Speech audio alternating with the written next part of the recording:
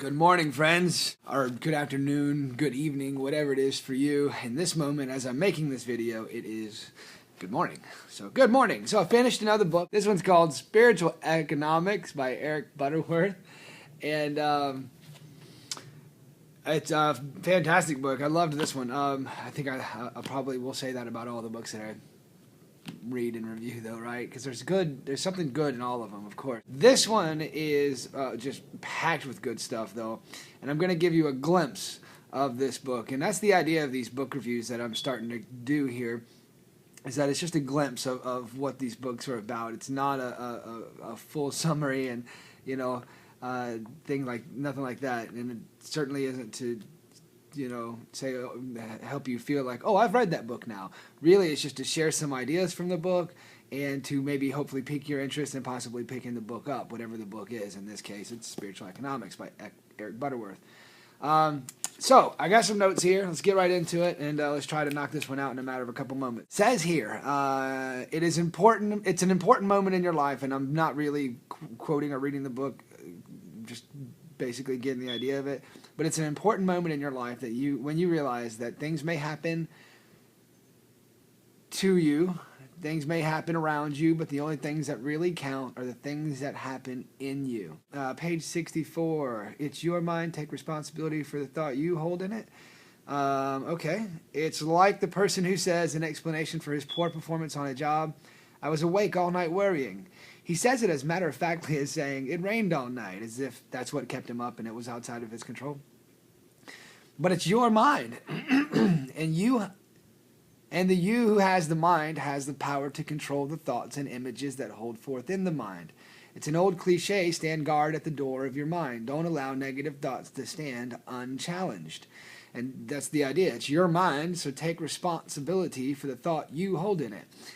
And this is a little side note, but this makes me think when I was editing that video, Secrets in the Millionaire Mind, and I was saying responsibility, and I was stressing the re part, like the reaction part.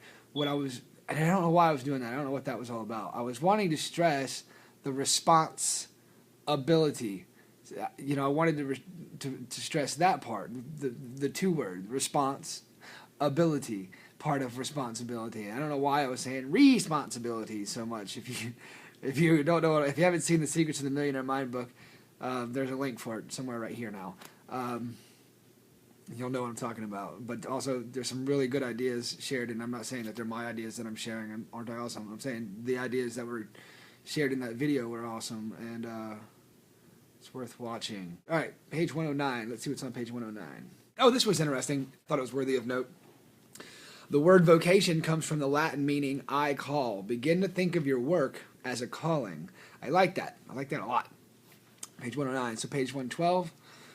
Values or valuables. Page 112. Success is not getting there. It is earning the right in consciousness, or earning the right in awareness, to be there. Two persons may arrive at successful positions at the top of their field. One has clawed his or her way up and continues to fearfully hold on for dear life because within he or she is not sure of belonging there. The other is there because he or she has earned his or her wings every day. And that that was from a reference earlier in the book. He talked about an airline that was I think it was Southwest, maybe, whatever it was, that we're talking, their campaigns were talking about, we earn our wings every day. So the other is there because he or she has earned his or her wings every day. By appearances, you cannot really know the difference. Perhaps we need a new model of success where the good life refers more to values than valuables. Is success simply a corporate grade, or should we consider it on the basis of growth that is taking place within the person? It may not be an acceptable standard for the marketplace, but if you are serious about prospering through spiritual economics, then it should be an acceptable standard for you. Of course you can succeed in your work. You can reach the top and become the best without limits. Just be certain that it comes out of the expanse of your inner growth and not at its expense. Only you can know, but very definitely you know. And it's, it makes me think of the whole, don't compromise your virtues or your values. No. And I do, Jim Rohn does pop into mind a lot. Jim Rohn's teachings and messages, and I listen to a lot of his audio, so Jim Rohn's voice does pop into my head a lot. And if you don't know who Jim Rohn is, go to jimrohn.com and get some of his stuff. He's passed on now, but his work, his books and audio programs, probably the number one Jim Rohn audio program that I recommend would have to be Challenge to Succeed. It's 4 CDs. And it's like highlights of all of his stuff over the years, and it's absolutely fantastic. This fan is making me shiver. Oh yes, I am on the floor, by the way. I'm on the floor in my bedroom. This is where I finished this book last night, and I was gonna do this video last night, but it ended up getting late, and I was tired, and I just didn't want to.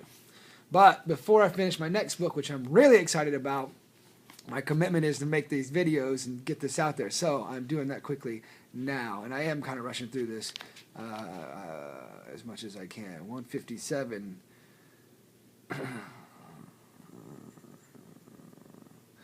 It's important to remember that wealth is not in money, wealth is in ideas. And where do ideas come from? 165. Passed it up. The purpose of life. Ooh, let's see what this is. The purpose of life is not acquisition, but unfoldment and personal development. All right, I like that. That was worthy of note, I guess. 167. Apparently, I thought so last night. 167. It's not about them. My comment on this here. The purpose of life is not acquisition, but unfoldment and personal development. Yeah, I have no issue about that. But what's the purpose of life? If I'm ever asked a question like that, what are we here for? I think the purpose of life is joy. I think the reason we're here is for the fun of it. That's why we're here, not to earn our worthiness or any silliness like that. So 165, 167. We are not dealing with they or them. We're dealing with you. See it as a test for yourself. We're not trying to change others. Our goal in this book is to help you to be transformed by the renewal of your mind. Okay, that was worthy of comment, surely. 175, you will no longer be working for money. God can do no more for you than God can do through you. I had that highlighted. Excuse me.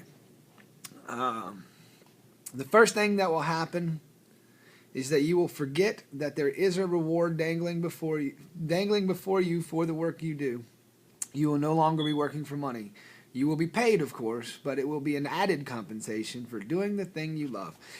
Anyway, that's a short glimpse of some of the gold that is in this book called Spiritual Economics by Eric Butterworth. Fantastic book. If you're on the path of prosperity, and prosperity simply means wholeness, we use the word broke. I'm broke. If you want to become fixed or whole, aka prosperous, and you're on that journey, I highly recommend Spiritual Economics. I feel like I'm shivering. I should have turned the fan off.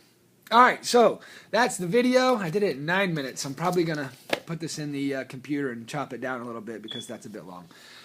Oh, where's the other one? Oh, it's right there. All right, so the next books that I'm reading are The War of Art by Stephen Pressfield, Turning Pro by Stephen Pressfield, and Do the Work by Stephen Pressfield. These are the books I'm reading next.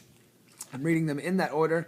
I've been really excited about getting to this one and the Do the Work one. Turning Pro just recently I became aware of.